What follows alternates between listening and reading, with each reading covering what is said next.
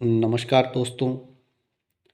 आज इस वीडियो में हम कबीर साहब के एक और दोहे पर बात करेंगे। दोहा बहुत मीठा और बहुत गहरा है। दोहा इस प्रकार है। भक्त मरे क्या रोइए जो अपने घर जाए, और रोइए साकर बापुरे हाटो हाट बिकाए। इसमें कबीर साहब कहते हैं कि जब कोई भक्त मरता है तो उसको क्यों रोते हो। उसको तो रोने का कोई मतलब नहीं है, क्योंकि उसने तो जीवन में जो पाने योग्य है वो पा लिया है, जो होने योग्य है वो हो गया है। इस जीवन का जो सर्वश्रेष्ठ उपयोग है वो अपने भीतर बैठे भगवान के दर्शन कर लेना है, और एक भक्त ने वो कर लिया है। इसलिए अब वो तो मरने के बाद अपना घर का अर्थ है मुक्त आत्माएं, जिन्होंने अपने को जान लिया है। कबीर साहब के अनुसार ऐसी आत्माओं का भी एक लोक है, जिसे कबीर साहब सतलोक का नाम कहते थे। जिन्होंने अपने भीतर बैठे परमात्मा को जान लिया है, या यूँ कहें कि स्वयं को जान लिया है, उन आत्माओं का अब बार बार यहाँ आगमन नहीं होगा। अब वो बार बार शरीर का चोला धारण नहीं करेंगी, तो फिर वो कहाँ रहेंगी। तो कबीर साहब कहते थे कि ऐसी आत्माएं जहाँ रहती हैं, जो उनका घर होता है, वहाँ एक भक्त अपना शरीर त्यागने के बाद पहुँच जाता है। इसलिए भक्त के लिए मत रो, कोई रोने की वजह नहीं है। आगे कबीर साहब कहते हैं, रोइए साकट बापुरे हाटो हाट बिकाए। इसका अर्थ है कि अगर रोना ही है तो उन अज्ञानियों के मरने पर रो, जो जैसे ही मरेंगे वो वैसे ही अगला शरीर धारण करने के लिए मजबूर हैं। जैसे कोई चीज़ बाज़ार में आती है और वो बिकने के लिए मजबूर होती है। कोई चीज़ एक बार बाज़ार में आ गई और वो चाहे कि वो ना बिके, तो भी ऐसा हो नहीं सकता। ठीक ऐसे ही अज्ञानियों के साथ होता है। अज्ञानी भी इस संसार में जो आवागमन लगा हुआ है, जो तरह तरह के जीव जंतु पेड़ पक्षी आप अपने चारों तरफ देखते हो, कबीर के अनुसार अज्ञानी व्यक्ति मरने के बाद इनमें से किसी एक शरीर में, फिर दूसरे में, फिर तीसरे में ऐसे भटकने के लिए मजबूर है।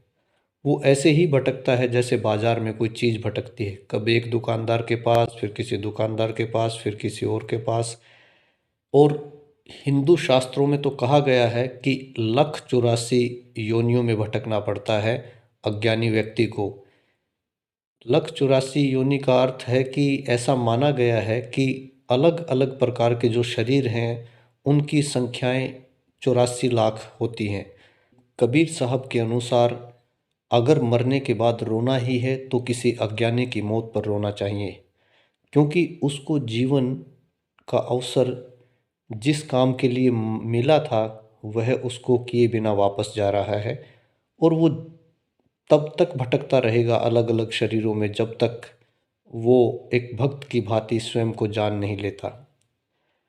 और हर शरीर में आने के अपने कष्ट के अलावा कुछ भी नहीं है। आप मनुष्य के शरीर को ही देख लीजिए। मनुष्य शरीर सबसे सर्वश्रेष्ठ शरीर माना गया है। उसके दो कारण हैं। सबसे पहला कारण तो ये है कि मनुष्य शरीर में ही हम अपना आत्मबोध कर सकते हैं, हम स्वयं को जान सकते हैं। बाकी किसी शरीर में जो चेतना है वो इतनी विकसित नहीं है कि वो आत्मबोध कर सके। दूसरी बात, एक पशु के शरीर में कुछ चोट लगे, बीमारी हो, कुछ घाव हो, कोई धूप है, छाँव है, बरसात है, वो मजबूर है, वो बहुत अपना बचाव नहीं कर सकता। आप लोगों ने देखा होगा ना, कैसे अगर किसी कुत्ते के सर में कीड़े पड़ जाएं तो फिर उसका कितनी बुरी मौत होती है। ऐसे ही पेड़ तो और भी ज़्यादा बंधे हुए हैं, चाहे आंधी आए, तूफान आए, धूप आए, बारिश आए, वो कहीं इधर उधर टहल भी नहीं सकते। तो सबसे ज़्यादा स्वतंत्रता अगर शारीरिक पीड़ा से बचने की है तो वो भी मनुष्य को है, लेकिन उसके बाद भी हम मनुष्य जीवन में होते हुए बहुत भली प्रकार से जानते हैं कि हमारा जीवन कितना कष्टपूर्ण है। इसलिए अगर किसी को मनुष्य होने का अवसर मिला है और वो अपने को नहीं जान पाया, उसने उस अवसर का लाभ नहीं उठाया, तो निश्चित अब वो बाकी शरीरों में भटकेगा और बाकी जितनी भी योनियां हैं उन सब में मनुष्य के शरीर की तुलना में बहुत ज़्यादा पीड़ा, बहुत ज़्यादा दुख, बहुत ज़्यादा संताप है, बहुत ज़्यादा बंधन है, क्योंकि बहुत ज़्यादा मूर्छा है, क्योंकि बहुत कम विकसित चेतना है। वो अगर चाहे भी तो ये सोच भी नहीं सकता कि मैं अपने बारे में जानूं। ये क्षमता भी केवल मनुष्य की है। यहाँ इस दोहे में एक और दृष्टिकोण से देखना जरूरी है कि इस दोहे के माध्यम से कबीर हमें यह भी बताते हैं कि हर किसी की मृत्यु पर शोक नहीं मनाया जा सकता। जिन व्यक्तियों ने मनुष्य जन्म मिलने के बाद स्वयं को जान लिया है, उनकी मृत्यु पर शोक मनाने के बजाय आनंद मनाना चाहिए। और मुझे भी ऐसा ही लगता है कि उनकी मृत्यु पर शोक नहीं मनाना चाहिए, क्योंकि मनुष्य जन्म मिलने के बाद जो अमृत पाया जा सकता था वो पा लिया है।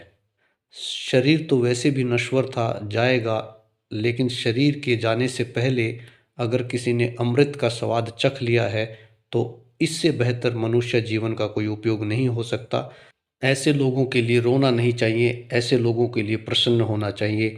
एक परंपरा बननी चाहिए कि जो ज्ञानी हैं, जो भक्त हैं, उनके जाने पर ढोल नगाड़े बजें, उनके जाने पर आनंद हर्ष उल्लास मनाया जाए और उन मूर्खों के लिए, अज्ञानियों के लिए रोया जाए जिनको मनुष्य जीवन मिला लेकिन उसका सही लाभ न उठा पाए। आज के वीडियो में इतना ही। अगले वीडियो में फिर मिलूँगा, तब तक के लिए नमस्कार।